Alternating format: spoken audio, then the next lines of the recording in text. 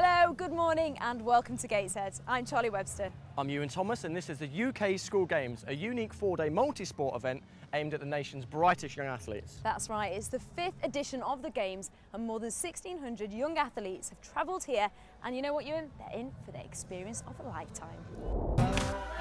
Welcome back to the northeast of England and the UK School Games, where the cream of the nation's best athletes have come here to battle out for the many gold medals on offer. And of the 10 sports on show, perhaps none is more fiercely contested than the judo, which is going on right behind us now.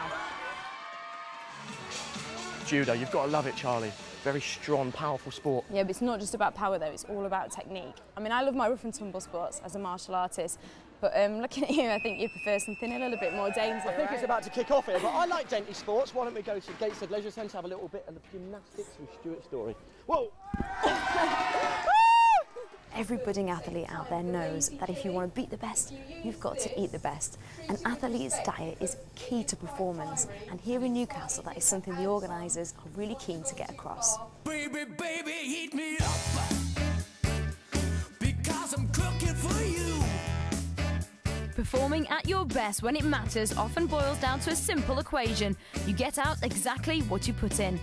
With that in mind, a number of the nation's best-loved sporting heroes convened at the School Games Athlete Village to take a lesson in nutrition with the Sainsbury's Tri-Team. Please welcome Zoe, Kathy, Sally and Liz. I'm here with the ladies. I'm here with Zoe, Sally, Kathy and Liz. Now, ladies, tell us a little bit about what exactly the Tri-Team is. We're not sort of like trained chefs, we're just really passionate about food. We're going to do some sirloin steak and we're going to serve it with some stir-fried vegetables and noodles. We don't just want kids to be eating anything that they just open the fridge and take out anything out of the fridge. You know, if you can put a few natural ingredients together, some of our gorgeous fruit and veg, some great protein in there, some meat, some fish and chicken, what could be simpler? So we put some ginger in there as well. So if I was competing, say tomorrow, tonight, what do you think the best energy food is that I should have, say?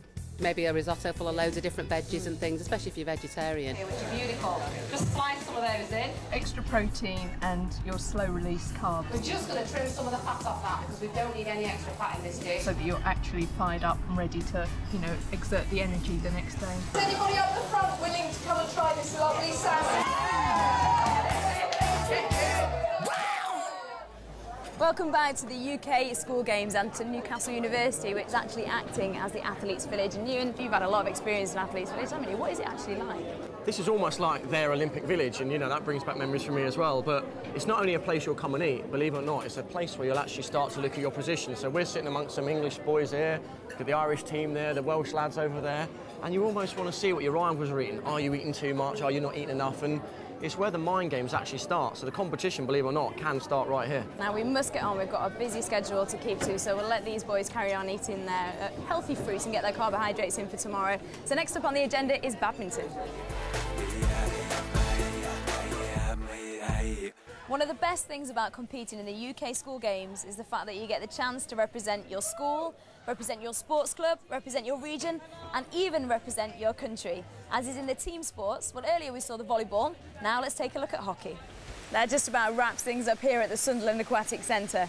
Don't stress though, Charlie, because this week, with 10 events on offer, there's always something happening. The table tennis finals are getting underway down the road right now at the Silkworth Community Centre.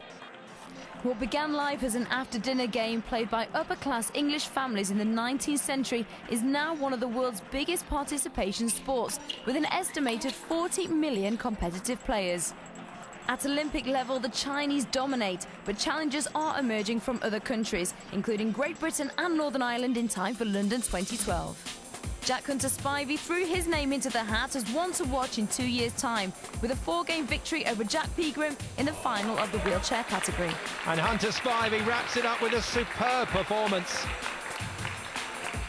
UK #1 Emily Bates of the Midlands followed suit, defeating the South East Yolanda King for the girls' title. Emily Bates, with a very powerful performance, beats Yolanda King to the title. Fellow Midlander Sam Walker was hoping to add to that victory in the boys category, but was matched every step of the way by Lewis Gray of the South East, playing in blue. Gray once again back from the table, but that's a great attack, forces the error to take the game. It's been a rapid and stinging response from Sam Walker in game 4.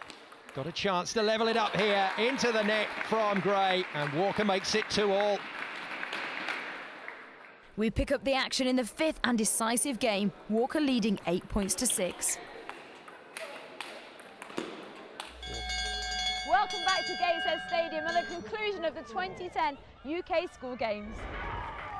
I think Zorro himself could have been quite proud of some of those fencing moves. Now, as the games are coming to conclusion, I'm beginning to ask myself, how good are these athletes? Will we see them again? Who knows, Charlie, even in the Olympics? Well, London is 300 miles away and 2 years in the future. Could it be that we see these guys and girls at 2012? Now, dare I even say this, could the next Iwan Thomas be here? No. Trust me, ask my mum, I broke the mould. There is only one Iwan Thomas. Right, let's go and look at the last event, the track and field. Well, I'm afraid that's all we've got time for from the UK School Games. It's been a truly memorable event. It has been, I've loved it. What's been the stand-up performance for you? Well, I really enjoyed watching the judo and the girls 100 metres. How about you? I'm a little bit biased, obviously, but the track and field, the athletics, the quality of the performances has been brilliant. But to say that, all the sports across the board, really good. Yeah, I really enjoyed myself. Thanks for watching. Hope you enjoyed it too. But next year, we're in my hometown of Sheffield. We hope to see you there. See you then. See you then. Bye.